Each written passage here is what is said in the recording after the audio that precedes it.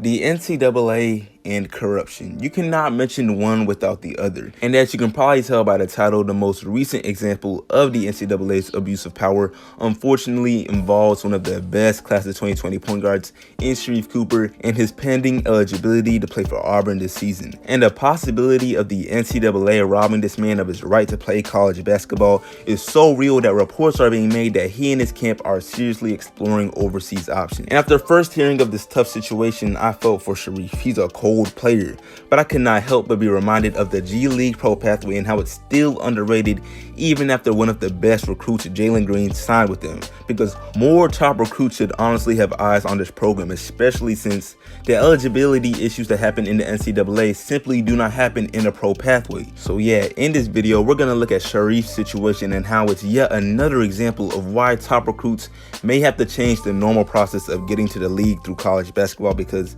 Sharif does not deserve this freedom, man. But before I go any further, man, what's good YouTube plug speaks back with a vid. If you are new, subscribe. If you agree the NCAA is corrupt, then sub up. I'm posting quality hoops content 2 to 3 times a week, and the goal is to hit 1K before the year ends, so I'd really appreciate it. Back to the video. So for those that are aware but don't know much details, Sharif Cooper has not been able to travel with his Auburn teammates or even practice with them for a few weeks now. And this is because he is currently being investigated by the NCAA. And in simple terms, the NCAA claims they are looking to see if he and his camp violated any regulations that would make him ineligible, but really they are just looking for something. They want to find something that would prevent him from being able to play at all. And the question you probably have regarding all of this is why, or what caused Sharif Cooper to even start being investigated, and for the NCAA to just not put a pause on his eligibility, especially now after it's been a whole year since he committed to the school. To not even kidding, man, he committed to Auburn in September of 2019. You cannot make this up. But back to what caused Sharif to even start being investigated, and I got 2 credible perspectives for y'all.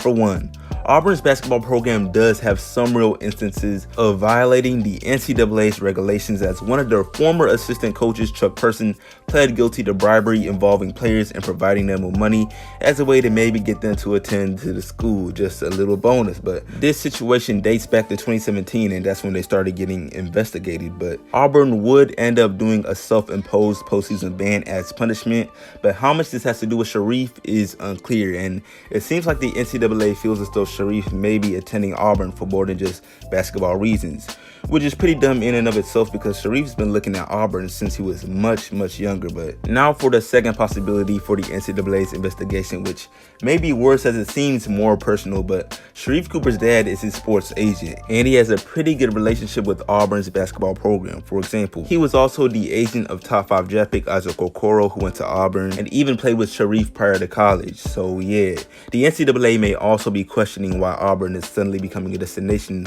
for top high school recruits, but no one knows exactly why as of yet, since no statement with details has really been made. But with the history of the NCAA, most people are not about to give them the benefit of the doubt in this situation, and I'm not either. Free Sharif Cooper.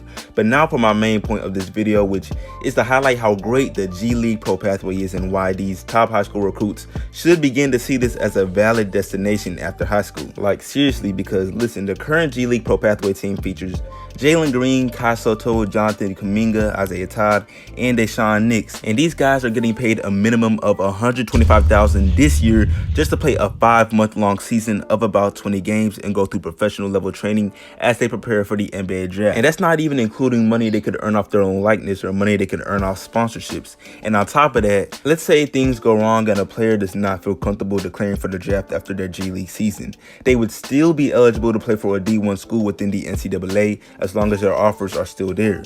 So really, you cannot lose in this situation. And Jalen Green deciding to take this approach just makes too much sense. I mean, it's public news that his G League contract specifically is $500,000. That's crazy. Not even 1 year removed from high school, while Sharif Cooper is in this tough situation, getting paid nothing from Auburn, but still being investigated again. That's crazy. But with that being said, I'm not going to act like all top high school recruits are focused on the money when they commit to these schools, because in the case of Sharif Cooper, he's let it be known that he still prefers to spend his basketball season playing for Auburn, although he's exploring overseas options. I mean, he's doing that because he has to. And I get it. No matter how corrupt the NCAA is or how many times they've held players back from being their best selves, the idea of the college experience and then possibly being able to compete in March Madness and possibly even lead your school to a national championship is really just too good, and some players still value this possibility over any amount of money, as they would rather commit to a college than take a gamble on a promising but not yet proven G League pro pathway.